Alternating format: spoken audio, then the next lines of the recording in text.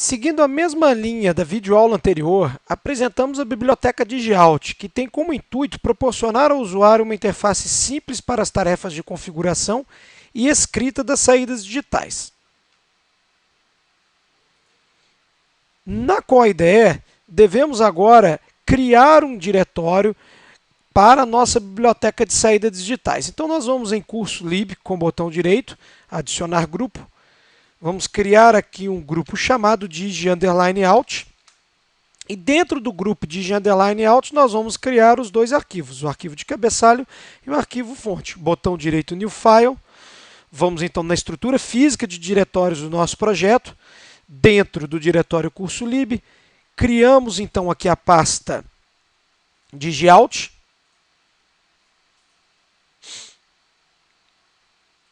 Pasta DigiAlt. E dentro da pasta DigiAlt, nós vamos criar aqui os dois arquivos. O arquivo .h, DigiAlt.h, o arquivo de cabeçalho. E também o arquivo DigiAlt.c, o arquivo fonte. Digi_Alt.c. Bom, feito isso, vamos então agora criar dentro do diretório main files o projeto desta videoaula. Vamos com o botão direito adicionar um grupo. Vamos chamar este grupo de GPIO, DigiAlt Test. E criar aqui dentro da pasta de GPIO DigiAlt Test o arquivo fonte GPIO DigiAlt Test. Dentro de main files, criamos então a pasta GPIO DigiAlt Test. E aqui dentro o arquivo GPIO DigiAlt Test.c. Mais uma vez, vamos à pasta dos exemplos, nesse caso o exemplo 4. Abrimos aqui inicialmente o arquivo, por exemplo, DigiAlt-H, o arquivo de cabeçalho da biblioteca DigiAlt. Selecionamos tudo, Ctrl A, copiamos, Ctrl C e colamos Ctrl V lá dentro do nosso projeto em DigiAlt.h. A mesma coisa devemos fazer para o arquivo DigiAlt-C. Colamos em DigiAlt.c. E também a mesma coisa vamos fazer para o arquivo GPIO DigiAlt Test. Ctrl A, Ctrl C e Ctrl V. Abrindo o arquivo de cabeçalho da nossa biblioteca, o arquivo DigiAlt.h, nós temos aqui uma estrutura muito parecida com o que foi explicado na videoaula anterior para a biblioteca DigiInfo. Nós temos aqui a definição das bibliotecas necessárias, include de todas elas. Temos aqui a definição do número total de saídas, através da constante dealt, aqui, da string dealt. Temos aqui a enumeração com o nome de cada uma das nossas saídas. Então, por exemplo, aqui temos o nome que representa a saída para o LED 1. Chamamos aqui de dealt LED 1, mas poderia vir aqui qualquer nome, E, posteriormente, lá no arquivo fonte, nós vamos conectar este nome, este DigiAlt LED 1, à saída física PB0 da porta GPIO pino 0. Aqui, neste caso, criamos uma estrutura correspondente aos tipos de acionamento de saídas. Nós temos 3 tipos.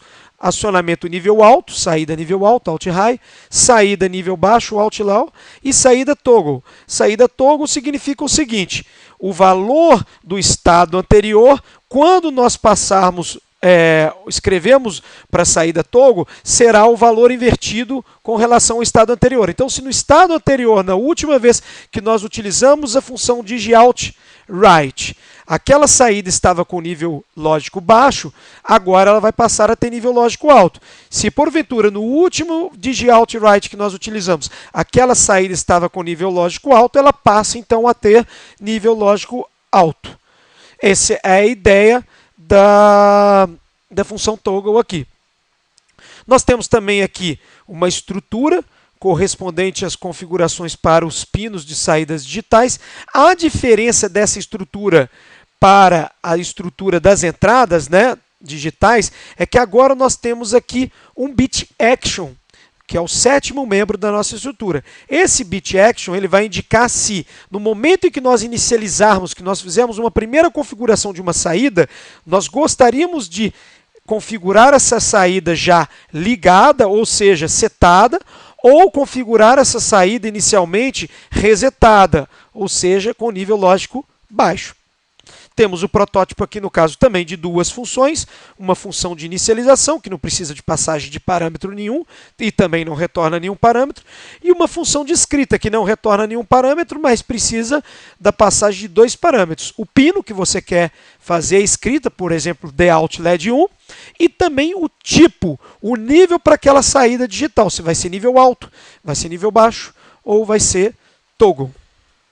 O arquivo fonte da biblioteca DigiOut, o arquivo digiout.c, ele faz a implementação daqueles protótipos de funções declaradas no arquivo de cabeçalho digiout.h. Então, inicialmente, nós temos que incluir o arquivo de cabeçalho digiout.h, onde está a declaração dessas funções, os seus protótipos. Nós fazemos a inicialização de todos os pinos de saída. Em nosso caso, nós temos apenas um pino de saída que se chama DOUT LED1.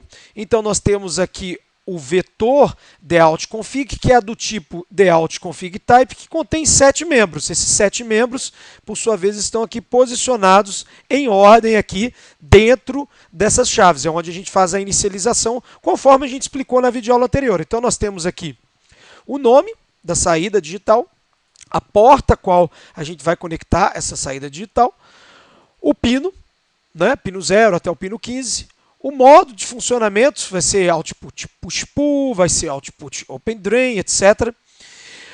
A velocidade dessa saída, se vai ser 2 MHz, 10, 50. O barramento, no caso a PB2, né, o periférico GPIO-B, por exemplo, poderia ser GPIO-A, GPIO-C. E o estado atual de inicialização daquela saída, se vai ser em nível baixo, se vai ser em nível alto, então bit set ou bit reset. Muito bem. Aqui nós temos a função de inicialização dos pinos de saída, a mesma ideia do que nós apresentamos anteriormente na videoaula, quando nós tratamos a biblioteca de GIN. Veja que é a mesma ideia, a mesma estrutura, com o loop varrendo da primeira saída, neste caso, da primeira saída digital, do primeiro pino configurado até o último pino configurado. É feito, então, a inicialização do clock, da PB2, depois é feita, então, a inicialização de toda a estrutura GPIO, né? E como nesse caso nós temos que setar ou resetar a saída digital na sua inicialização, nós fizemos aqui uma rotina para fazer essa inicialização. Nós temos uma estrutura de compilação que verifica se o valor passado aqui lá pelo nosso vetor DOUT_config foi bit set ou bit reset. Se ele foi bit set, então nós passamos o valor alto, alt-high, para aquele pino, para aquela saída digital. Se porventura ele não foi bit set, mas foi bit reset, nós escrevemos aqui DOUT_WRITE, um nível baixo para aquele pino, para aquela saída em questão. Então, nós temos aqui uma função, que é a função de escrita de determinada saída digital. Nós temos 3 tipos de saída. Nós temos a saída em nível lógico alto, a saída em nível lógico baixo e a saída toggle. A saída em nível lógico alto, muito simples, ou seja, se aqui nessa função nós passamos no segundo parâmetro alt-high, então nós devemos utilizar a função GPIO_WRITE_bit para setar a porta B, o pino configurado, que no nosso caso aqui é o pino 0, e nós escrevemos bit set, nível lógico alto, para aquele pino. Se porventura nós desejarmos inicializar, nós desejarmos escrever agora para aquela saída um nível lógico baixo, setar ela para resetar ela, nós então utilizamos a mesma função, GPIO_WRITE_bit, e neste caso nós passamos aqui no último parâmetro, bit reset. E também temos um terceiro caso, que é o caso do toggle. Para o caso do toggle, nós devemos saber qual que foi o último estado daquela saída digital e inverter a função lógica daquele estado. Para isso, nós podemos utilizar aqui o registrador. Como não temos uma função específica da AST de periféricos para isso, né? Nós utilizamos o registrador ODR da nossa porta em questão, por exemplo, a nossa GPIO port B, e fazemos um ou exclusivo, uma função lógica ou exclusivo para aquele pino em questão que nós desejamos setar ou resetar, fazer uma inversão lógica. O que a função ou exclusiva ela faz? A gente pegar aqui no bloco de notas, a função ou exclusiva, a tabela da verdade dela diz o seguinte: se nós tivermos um estado 1, o estado anterior 1, e o novo estado, um valor 1, 1 ou exclusivo 1, passa a ter um valor 0. Se o estado anterior da nossa saída ele valia 0 e o estado atual vale 1, 0 ou exclusivo 1 passa a ter o valor 1. Se tinha valor lógico 1 e passa a ter agora nesse próximo estado o valor lógico 0, então nós temos aqui 1 ou exclusivo 0, o valor lógico 1. Se era estado anterior era 0 ou exclusivo 0, nós passamos a ter aqui o valor 0. Então veja o seguinte, se nós estivermos utilizando aqui a função lógica toggle, né, nós estamos fazendo o seguinte: o estado anterior daquele nosso pino, através do valor aqui do registrador ODR, ele valia 1. E nós temos agora uma porta, né, um pino que representa aquele novo estado, que também vale 1. Então, se anteriormente nossa saída digital ela estava ligada e utilizamos essa estrutura aqui, essa lógica ou exclusiva, essa saída ela passa a ter valor lógico 0.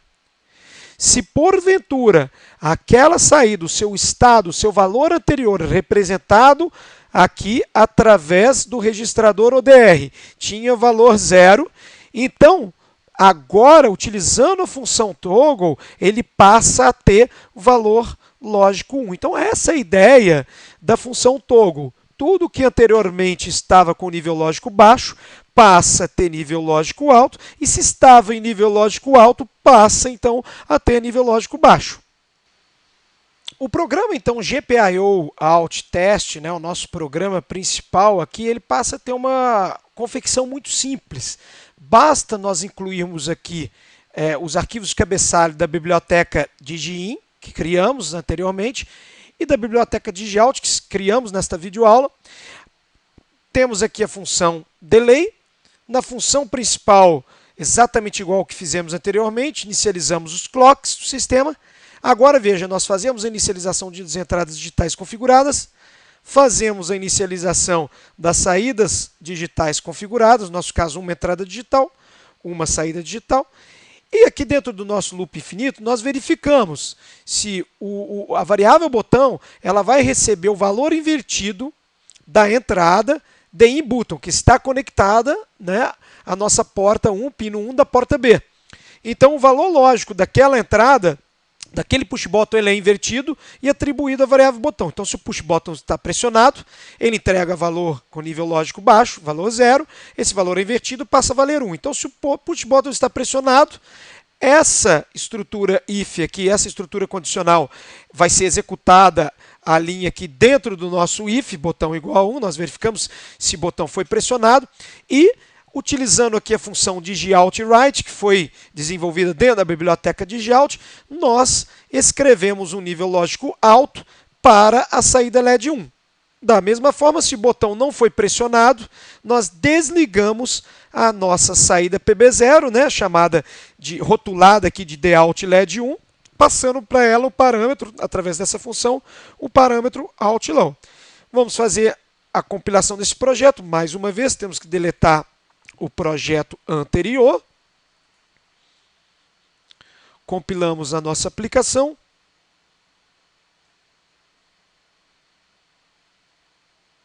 Vamos transferir e verificar o seu funcionamento. Podemos perceber que ela funciona normalmente como desejado. Aqui nós vamos fazer um teste bem interessante, onde nós vamos perceber o fenômeno Bounce, que são os ruídos mecânicos, né, os ruídos gerados pelo pressionar e o soltar das nossas chaves táteis aqui da placa de desenvolvimento, qualquer chave, né, qualquer push button aí em questão. Então nós vamos fazer o seguinte, vamos comentar entre as linhas 31, para isso colocando barra asterisco, até a linha 40, colocando asterisco barra. Nós comentamos essas linhas, né, onde nós temos essa estrutura condicional, e vamos aqui descomentar entre as linhas 42 e 45. O que é que nós estamos fazendo aqui nesse momento? O nosso projeto, então, ele está aqui dentro do loop infinito, ele aguarda um instante de tempo, verifica o valor da entrada digital do nosso push button, se ele está pressionado ou se ele está solto, e de acordo com a sua função, se o push button foi pressionado ou não, ele executa uma função toggle para a saída do LED. Ou seja, se no estado anterior, no ciclo anterior, o nosso LED estava apagado, ele passa então a estar aceso nesse ciclo. Terminado este ciclo, volta para a função delay. Imagine que o push button continua pressionado. Então, o botão vai valer 1, que é o valor inverso, lógico, né, da entrada digital da inbuto, que quando está pressionada vale 0. Então, o botão mais uma vez vale 1. Se botão mais uma vez vale 1, o que acontece? Nós invertemos o sinal através da função toggle. Então, ela passa, a saída do nosso LED passa a valer 0. Então, ela fica aqui, vale 1, vale 0, vale 1, vale 0, enquanto nós estivermos com o botão pressionado, como se fosse mesmo um pisca-pisca, né? E a frequência dessa oscilação, desse pisca-pisca, ela será dada aqui pela função delay. Então, quanto maior o tempo aqui estabelecido da nossa função delay, mais visível será essa transição de estados entre nível lógico alto e nível lógico baixo para a nossa saída digital. Vamos compilar esta modificação aqui no programa principal. Transferir e testar na nossa placa de desenvolvimento. Perceba que eu estou pressionando. Visualmente é muito difícil de perceber porque nós estamos aqui chaveando o nosso LED a uma frequência muito alta. Então parece que ele está continuamente aceso. Eu vou soltar, vou apertar, vou soltar, vou apertar, vou soltar.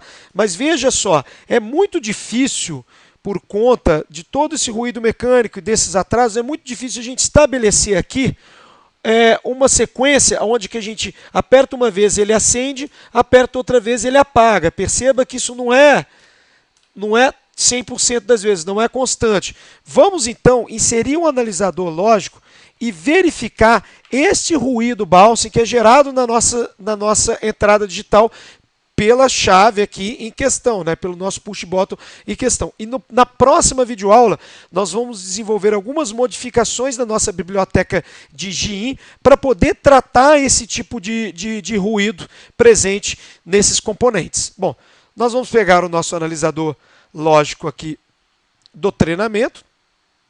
Em questão aqui nós vamos colocar aqui jumpers, né? Nos canais 1, canal 3, canal 5, canal 7 e o nosso jumper de terra, né, de referência, que é a base de terra entre os dois circuitos. Nós vamos então conectar o preto aqui, que está conectado ao GND, lá no nosso GND da placa de circuito, que pode ser acessado através dessa barra de pinos lateral. Eu vou conectar esse nosso componente aqui a uma porta USB, porque se a gente não fizer essa conexão, esse componente ele vai ficar em nível lógico baixo e o nosso circuito, quando nós conectarmos aqui o primeiro canal à porta PB1, que é a nossa porta aqui do push button, ele vai entender isso como push button pressionado e ele vai ficar oscilando aqui o nosso LED. Então nós vamos vir aqui com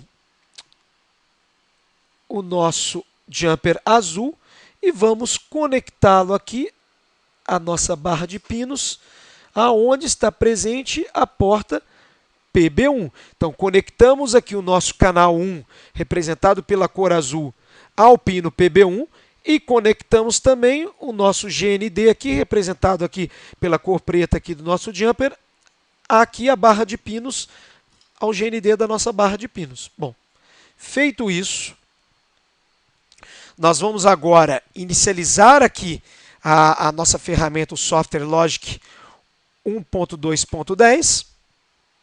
que é o software do analisador lógico. Vamos aguardar então o analisador lógico aqui ele reconhecer, ele já reconheceu o dispositivo. Aqui é possível configurar os 8 canais do nosso analisador lógico, é possível inserir aqui protocolos, né, como o I2C, SPI, Modbus, etc. No nosso caso, nós não temos protocolo nenhum, queremos ver apenas a questão de ruído. Podemos aqui aumentar o tamanho aqui da visualização do canal ou diminuir, eu vou deixar aqui nesse tamanho 2. Vamos configurar para uma taxa de amostragem. Aqui não precisa uma taxa de amostragem tão alta, né? Porque esse ruído mecânico ele vai ser visualizado simplesmente aqui com taxas até baixas. Eu vou colocar aqui por conveniência uma taxa de 2 megasamples por segundo e vamos configurar aqui para um tempo de 20 segundos de amostra. Nós vamos inicializar e de cara eu já vou abrir o vídeo aqui da nossa placa de desenvolvimento e nós vamos aqui simular esse botão sendo pressionado e solto. O nosso push button pressionado e solto. Aqui está suficiente. Nós vamos aqui parar a simulação e vamos então visualizar como que ficou o nosso sinal lógico presente na nossa entrada digital PB1. Nós podemos observar aqui que existem nas bordas, entre as bordas de descida e bordas de subida. Então esse é o momento que a chave foi pressionada, que o push button estava pressionado, nível lógico baixo. Soltando o push button, ele vai para nível lógico alto. Perceba que ao soltar o push button, foram gerados ruídos, né, provenientes aí da variação mecânica que a gente tem aqui na nossa chavinha. Então esse ruído, a gente pode perceber, ele tem aí uma duração muito curta. Veja que o pior caso aqui nós tivemos uma duração de 87,5 microsegundos, porém essa duração ela é suficiente para perturbar ali a nossa função lógica de leitura da entrada do nosso circuito. Ele vai achar que a chave foi solta, fisicamente solta nesse momento, mas nesse momento nós ainda não soltamos o push button. Nós estamos com o potenciômetro, com o push button pressionado. Então nós vamos na próxima videoaula criar uma rotina, né? Criar instruções para poder limpar, para poder filtrar esse tipo de ruído. E esse tipo de ruído não retornar, ele não ser refletido para a nossa aplicação na nossa saída digital. Muito obrigado.